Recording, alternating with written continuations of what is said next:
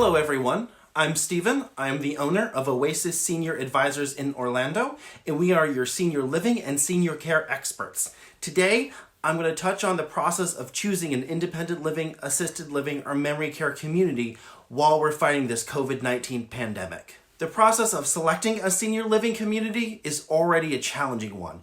There's so many different factors to navigate, down to price, location, care needs, culture, the license, whether it's a standard LNS or ECC. There's many different factors and options to navigate.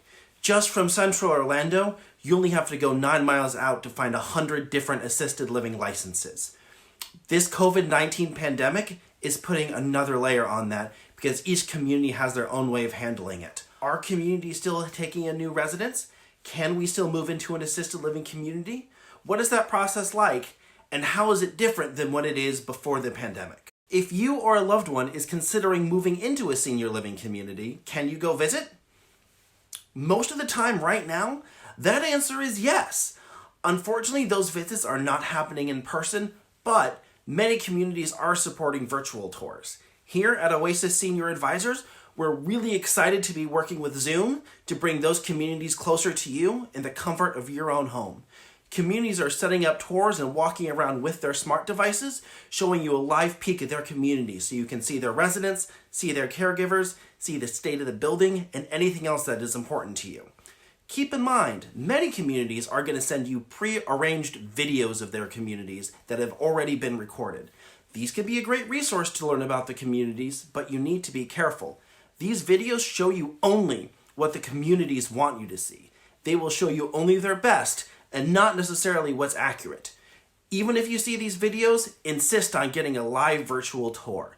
That will show you exactly how many caregivers there are, what state the building's in, and if the residents really are as happy as they seem to be in those videos. One question we've got a lot is, how do you tell if the building stinks or not if you can't go and are only doing a virtual tour? The senior living community is plagued with a lot of outdated stereotypes that came from the 70s and 80s. Are the carpets torn up? Are there scuff marks on the walls? Is the hardware well maintained?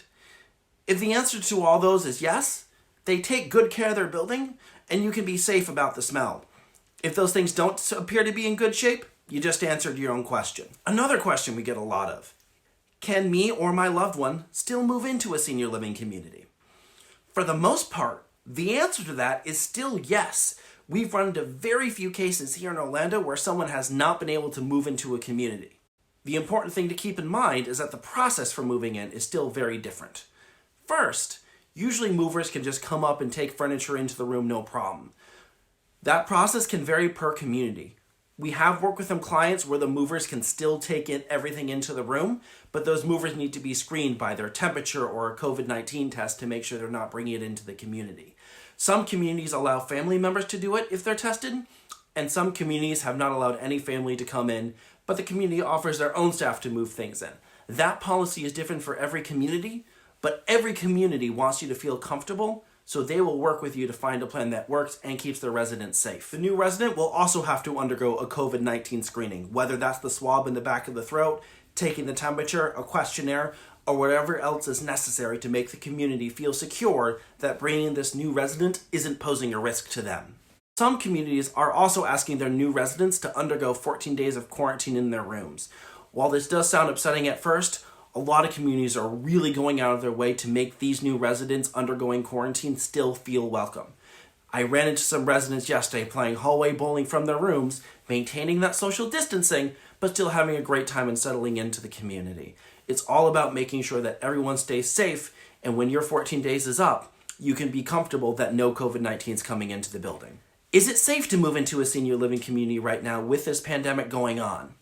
There can never be any guarantees, but communities are taking every possible step they can to keep their residents safe.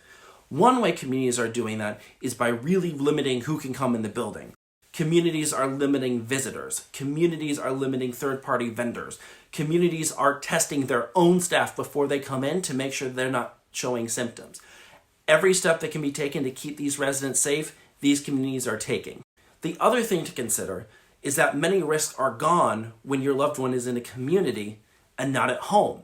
When your loved one's in a community, you know they're eating right, you know that someone's taking care of them, and you know that someone's there to help them if they need it. While they are around more people, there are many risks taken away by allowing them to move from home into a community. If you or a loved one is considering moving into a senior living community, there are many people for whom, despite this pandemic, moving in right now is still the right choice. Stay safe, everyone. See you soon.